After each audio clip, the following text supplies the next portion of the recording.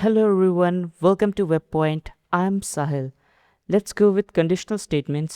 So इस video में हम कंडीशनल स्टेटमेंट्स को पढ़ेंगे, यानी कि वो स्टेटमेंट्स जो हमारे प्रोग्राम को डिसीजन लेने के काबिल बनाती हैं उनको पढ़ेंगे। इसमें हम डिसीजन मेकिंग का फ़्लो को समझेंगे कि कैसे आखिर जो हमारा प्रोग्राम है वो डिसीजन लेता है, इफ़ एल्फ एल्स स्टेटमेंट्स क्या होते हैं, और इन सब को हम प्रैक्टिस प्रोग्राम्स के थ्रू समझेंगे कि हम लाइव प्रैक्टिस प्रोग्राम बनाएंगे और उनके थ्रू हम समझेंगे। तो स्टार्ट करते हैं। सबसे पहले हम समझते हैं कि कंडीशनल स्टेटमेंट्स आखिर होती क्या हैं। So conditional statements are allow a program to make decision based on a condition. इसका मतलब ये है कि हमारे प्रोग्राम को एक सर्टेन कंडीशन दी जाएगी कि इस कंडीशन पे तुम्हें या तो उसको यस करना है या तो नो करना है, और बेस्ड ऑन यस या नो उस पर तुम्हें एक डिसीजन लेना है। मतलब कुछ प्रोग्राम में कुछ करना है, कुछ टास्क जो है उस परफॉर्म करना है बेस्ड ऑन द आउटपुट जो भी उस कंडीशन का आया है। यहाँ पे एक राइट साइड में आप देख सकते हो, यहाँ पे एक फ्लो चार्ट डायग्राम बना हुआ है। यहाँ जो ऐसा बॉक्स होता है इसके अंदर हम कंडीशन लिखते हैं। अब लेट्स से हमने लिखा कि अगर जो स्टूडेंट है उसके जो नंबर है वो 40 से ज़्यादा है या कम है। अगर 40 से ज़्यादा है तो पास है, अगर 40 से कम है तो वो फेल है। तो यहाँ पे भी अब अगर हमें उसमें भी ग्रेड मार्किंग करनी है कि अगर 40 से ज़्यादा है तो फिर कितने ज़्यादा है, अगर 90 से ज़्यादा है तो ए दे दो उसको, 90 से 80 के बीच में है तो बी दे दो। ऐसे ही यहाँ पे फेल है तो कितना है, मतलब रीअपेयर का चांस है या फिर नहीं, या फिर कम्प्लीटली उसको पूरा टर्म ही रिपीट करना पड़ जाएगा। तो इस हिसाब से हम डिफरेंट डिफरेंट कंडीशंस पे डिफरेंट डिफरेंट डिसीजन ले सकते हैं। सो हम इसको आपको एक ग्राफिकल इमेज के थ्रू समझाते हैं। जैसे कि आप देख सकते हैं यहाँ पे वोटर एलिजिबिलिटी। अब वोटर की एलिजिबिलिटी क्या होती है कि अगर वोटर 18 या 18 से बड़ा है, मतलब 18 इक्वल टू 18 और ग्रेटर देन 18, अगर ऐसा है तब तो वो वोट दे सकता है, अदरवाइज वो वोट नहीं दे सकता। तो यहाँ पे भी यही है कि अगर उसकी एज, जो भी पर्सन है उसकी एज ग्रेटर देन और इक्वल टू 18 है तब वो वोट दे सकता है। तो यस पे जाएंगे, यू कैन वोट। और अगर नहीं दे सकता तो इसका मतलब है नो, आप वोट नहीं दे सकते, you are not eligible for the vote.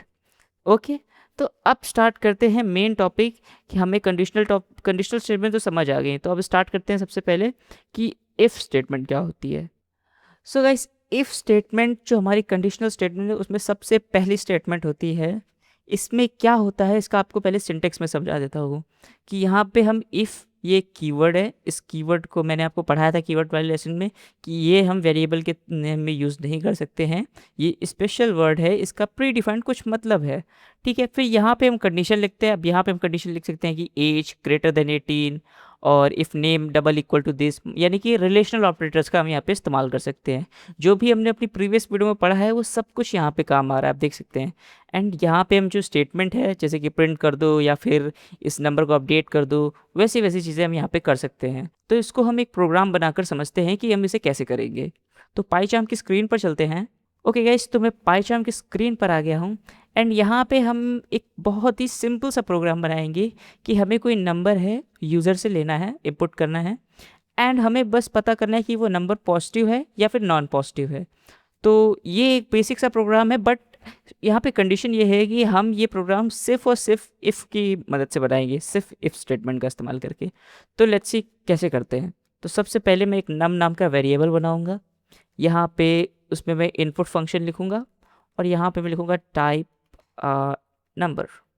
Okay, यहाँ पे टाइप बनाऊंगा। अब हमें यहाँ पे टाइप कन्वर्जन भी करना पड़ेगा क्योंकि बाय डिफ़ॉल्ट ये स्ट्रिंग होती है, इसके अंदर जो भी इनपुट फंक्शन हमें रिटर्न करेगा तो हमें इसे इंट बनाना पड़ेगा ताकि हम उस पर कुछ परफॉर्म कर सकें। अब यहाँ पे हम इस नंबर को चेक करने वाले हैं कि ये ग्रेटर देन पॉजिटिव है या फिर नॉन पॉजिटिव है। तो कैसे करेंगे, तो यहाँ पे हम लिखेंगे इफ़ और उसके बाद यहाँ पे कंडीशन। अब कंडीशन में सबसे पहले मैं चेक कर रहे हैं नम। अब नम हमें चेक करना है, इसके बाद में चेक करना है कि ये क्या ग्रेटर देन है 0 से, मतलब क्या ये 0 से बड़ा है। तो हम यहाँ पे लिखेंगे नम ग्रेटर देन 0। ठीक है, और फिर उसके बाद आता है कॉलन। ये कॉलन लगाना यहाँ पे बहुत इंपॉर्टेंट है। अगर आप कॉलन यहाँ पे नहीं लगाओगे तो यहाँ पे एरर आएगी। जो हमारी पुरानी लैंग्वेजेस है उसमें हम करली ब्रेसेस का इस्तेमाल करते थे और यहाँ पे पैरेंथेसिस का ऐसे इस्तेमाल करते थे इस तरीके से। तो पाइथन में भी आप पैरेंथेसिस का इस्तेमाल तो कर सकते हो, उसमें कोई एरर नहीं आएगी, बट आप करली ब्रेसेस का ऐसे इस्तेमाल नहीं कर सकते इस टाइप से।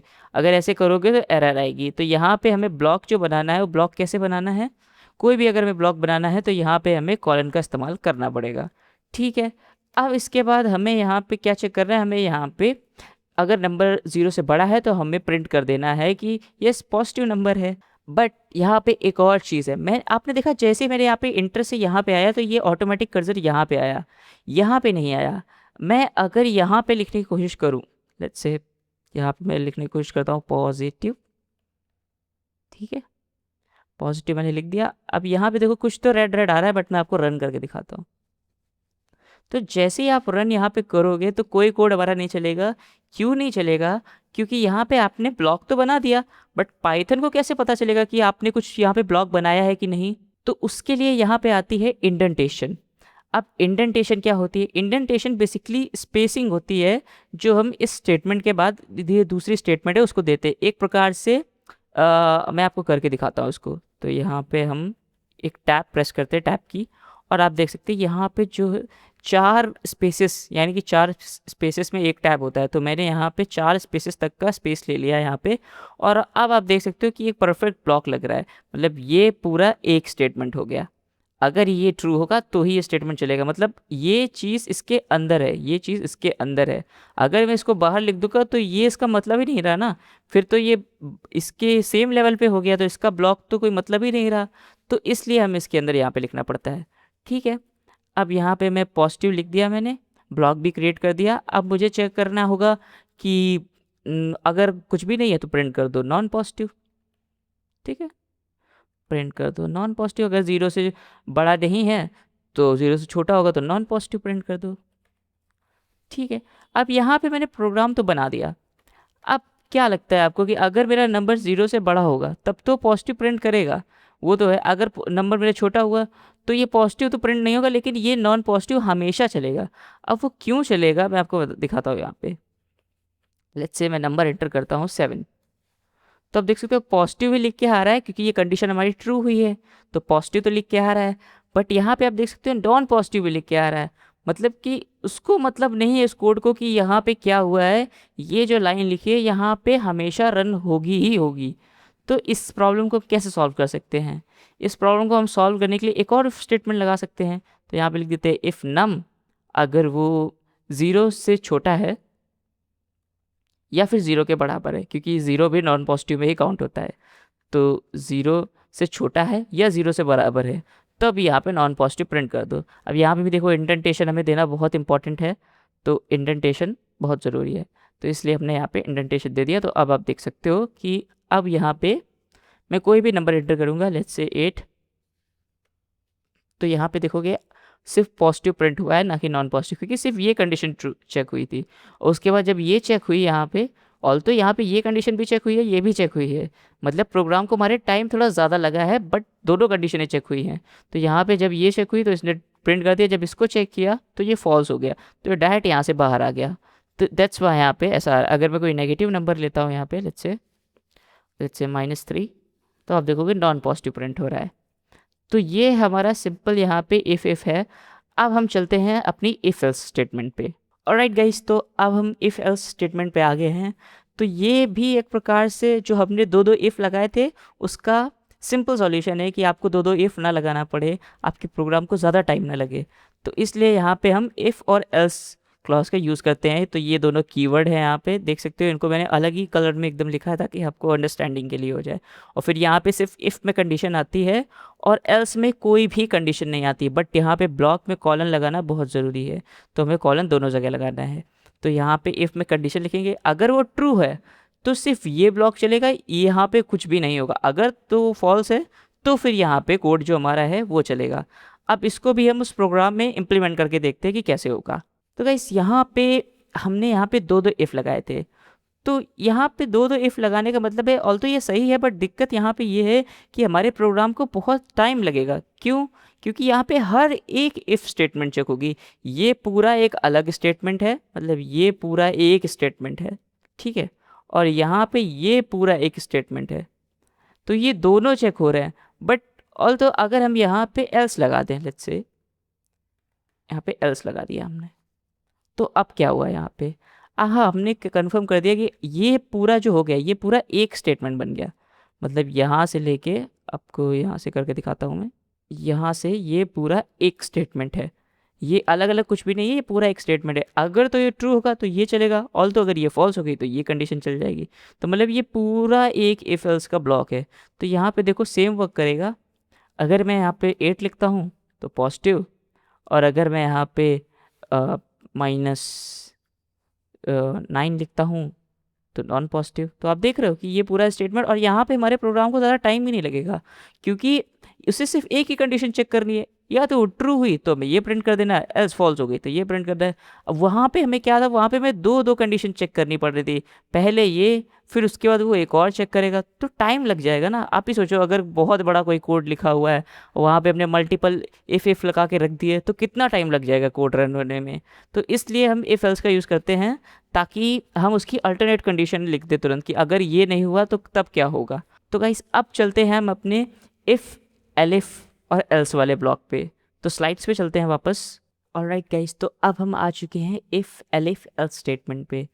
तो ये क्या करती है बेसिकली, ये होता है कि जब आपके पास, आपको मतलब कि एक या तो आपके पास यस या नो आंसर नहीं होगा, मतलब उस वक्त पे, यानी कि कोई कंडीशन है उसका, या तो आपको मतलब यस या नो आंसर नहीं, उसके लिए हमें मल्टीपल कंडीशन यानी कि चेक करनी है। यानी कि अगर मान लो कि ये है तो ये नहीं, अगर ये नहीं हुआ तो फिर ये नहीं तो ये नहीं, अगर ये नहीं तो ये नहीं।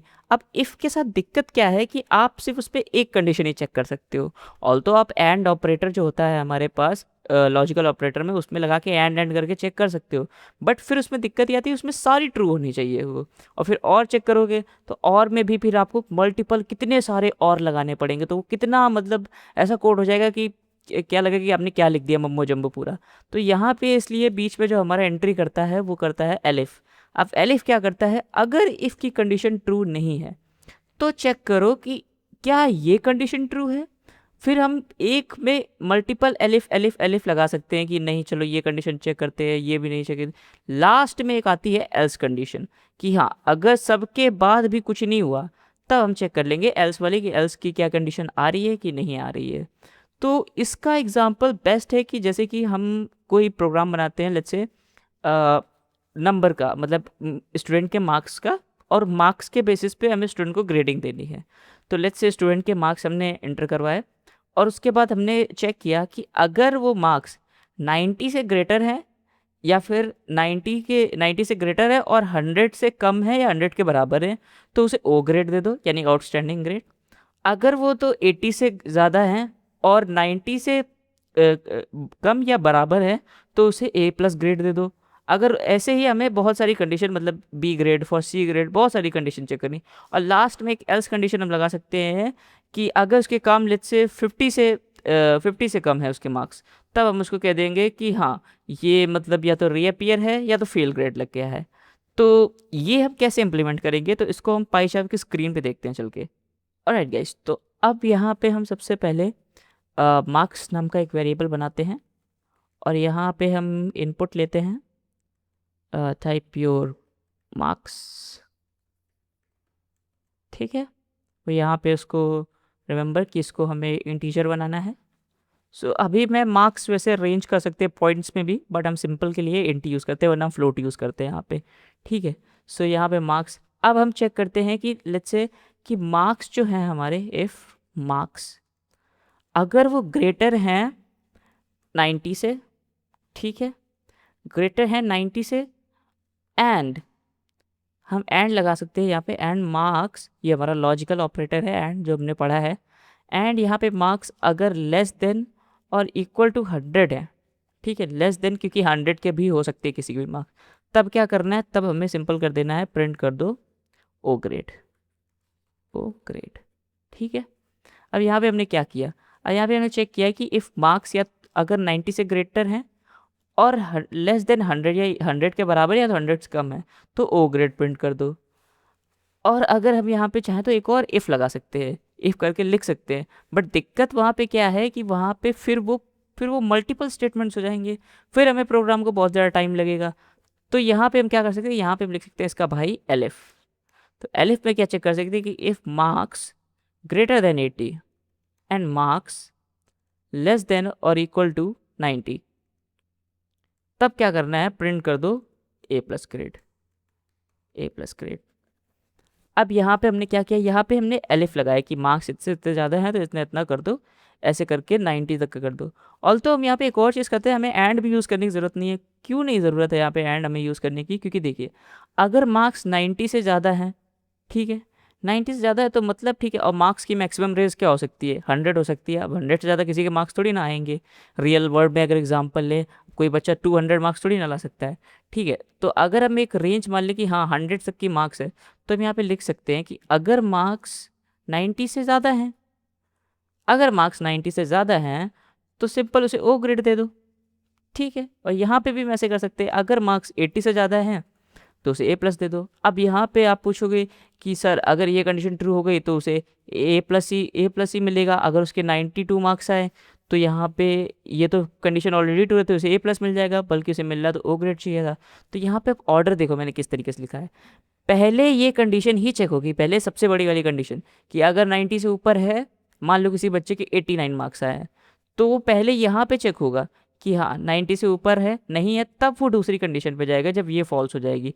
तो ऑल तो इसके चेक होने के बाद ये चेक होगी।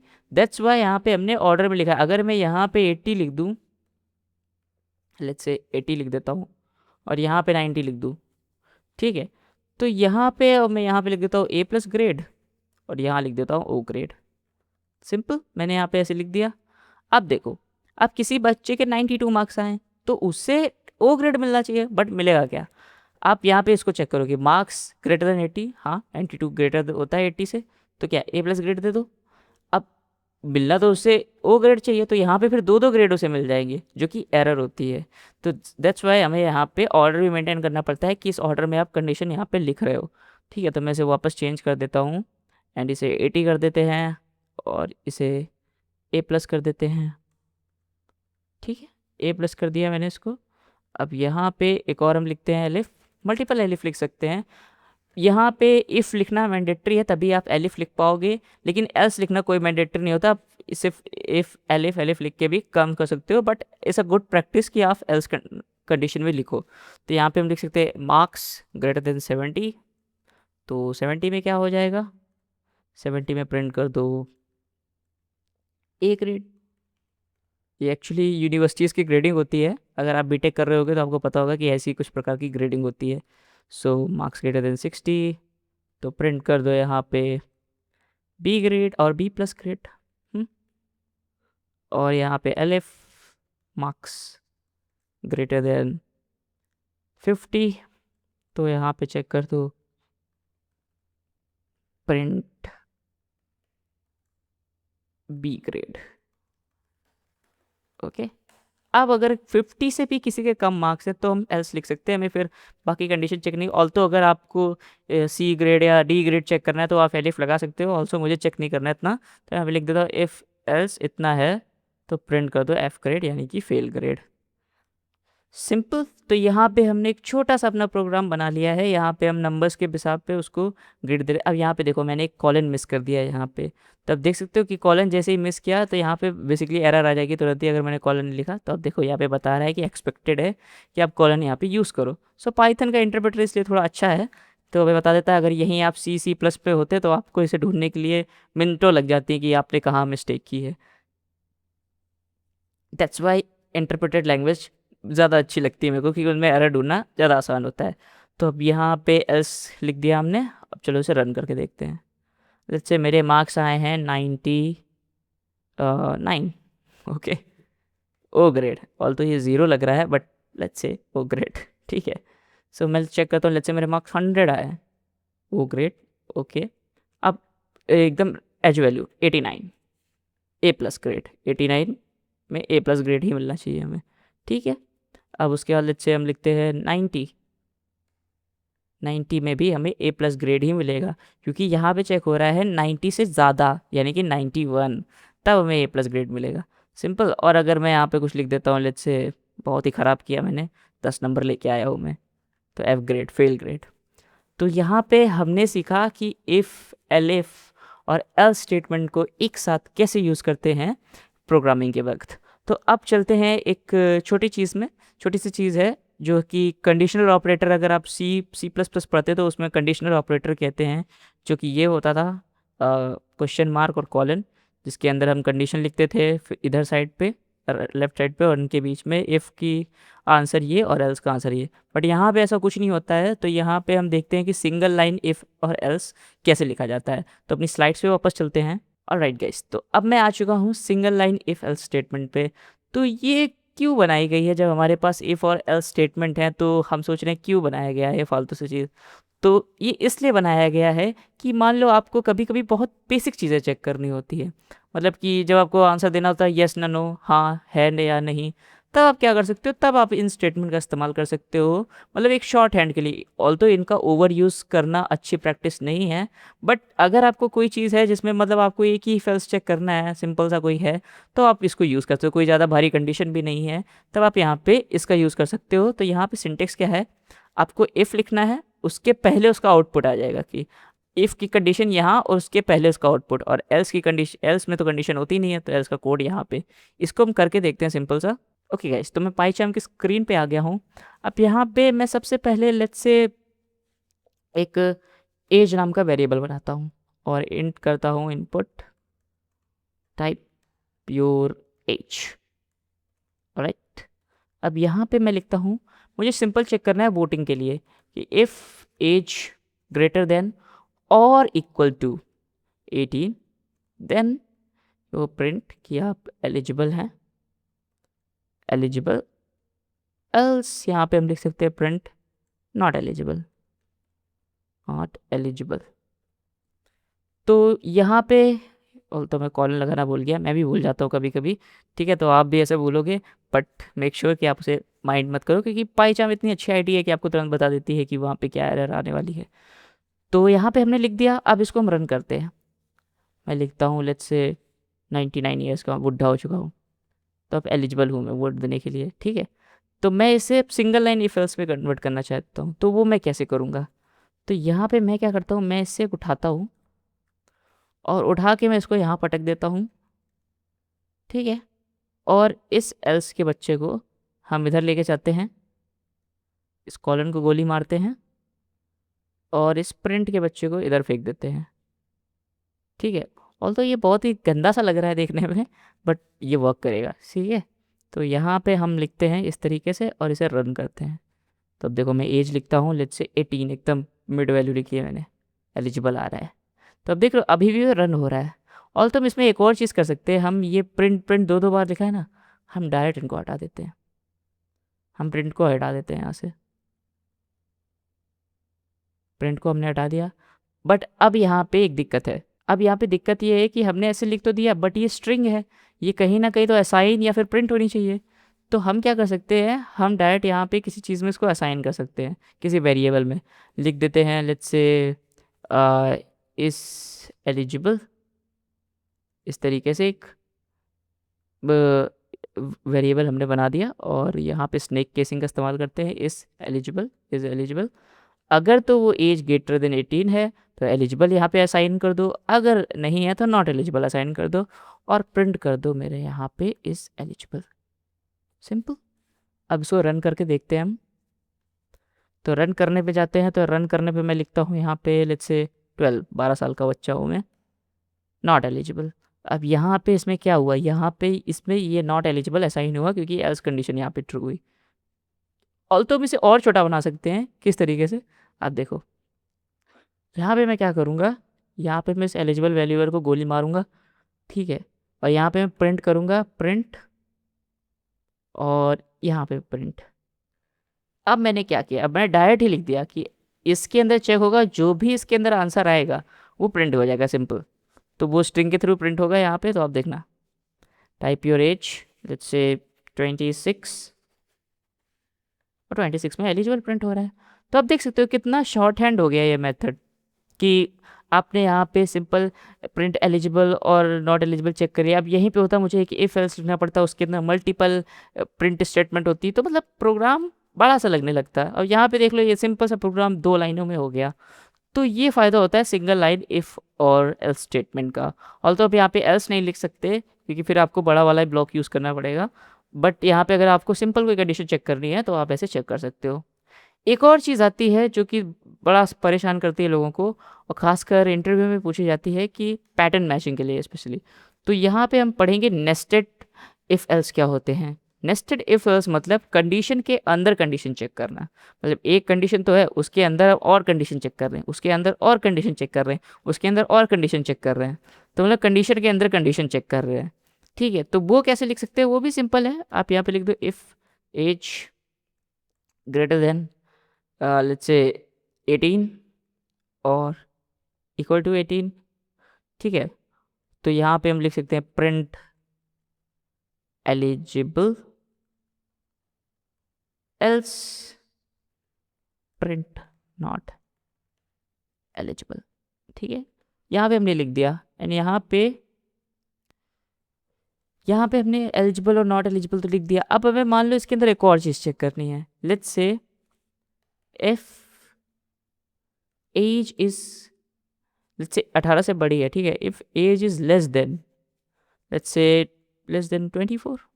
ठीक है, 24 से छोटा है या 24 के बराबर है, या फिर 24, यस 24 ही बढ़िया चीज़ है। ठीक है, 24 के आसपास है तो हम इसे लिख सकते हैं कि हाँ एलिजिबल है। बट एलिजिबल क्या है, एलिजिबल टीनेजर है ये।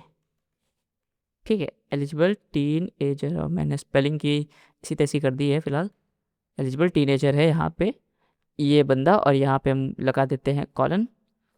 और यहाँ पे भी देखो हमें इंडेंटेशन का बहुत ध्यान देना है, क्योंकि इंडेंटेशन अगर हम सेम लेवल पे लिखेंगे तो ये तो इस एलिफ का ब्लॉक है ना, इसका तो अलग बनेगा ना। तो इसके लिए भी हम यहाँ पे एक टैब का स्पेस देंगे। आप देखो ये एक ब्लॉक है, इसके अंदर ये एलिफ है, इफ है, और इसके अंदर ये है। तो एलिजिबल टीनेजर, अब इसके अंदर हम एक और एल्स लगा सकते हैं। यहाँ पे एल्स लिख देंगे। एल्स अगर उससे बड़ा है तो प्रिंट कर दो एलिजिबल मैन। ठीक है, यहाँ पे हमने इस तरीके से यहाँ पे इसको लिख के कर दिया यहाँ पे। तो यहाँ पे देख सकते हो मल्टीपल इफ एलिफ, ऐसी इसको हम चीज़ को कहते हैं इफ एल्स लैडर। आप एक इफ के अंदर मल्टीपल इफ लगा सकते हो, एलिफ लगा सकते हो, बहुत सारी चीज़ें कर सकते हो। एल्स के अंदर भी आप इफ एल्स लगा सकते हो, बहुत कुछ करना चाहे कर सकते हो। जब आप प्रोग्रामिंग में बड़े बड़े प्रोग्राम्स लिखोगे तब आपको ये बहुत काम आएगा कि इफ के अंदर मल्टीपल कंडीशन चेक करनी है, ये कंडीशन चेक करनी है, वो कंडीशन चेक करनी है। ऑल्सो हम एंड ऑपरेटर लगा के कर सकते हैं, बट वॉट इफ अगर हमें मल्टीपल आउटपुट चाहिए तो फिर तो हमें चेक करना ही पड़ेगा ना नेस्टेड इफ एल्स। तो दैट्स वाई ये यहाँ पे इंपॉर्टेंट आ जाता है। ये थोड़ा कन्फ्यूजन होता है क्योंकि जब हम पैटर्न्स की प्रिंटिंग करते हैं, मान लीजिए हमें कोई पैटर्न प्रिंट करना है इस टाइप का, ऐसा ऐसा ऐसा ऐसा और ऐसा ऐसा ऐसा ऐसा। ठीक है, तो ऑल्दो ये लूप्स के थ्रू होता है, बट लूप्स के अंदर भी हम कंडीशन लगाते हैं, तो मतलब उसमें भी नेस्टिंग होती है।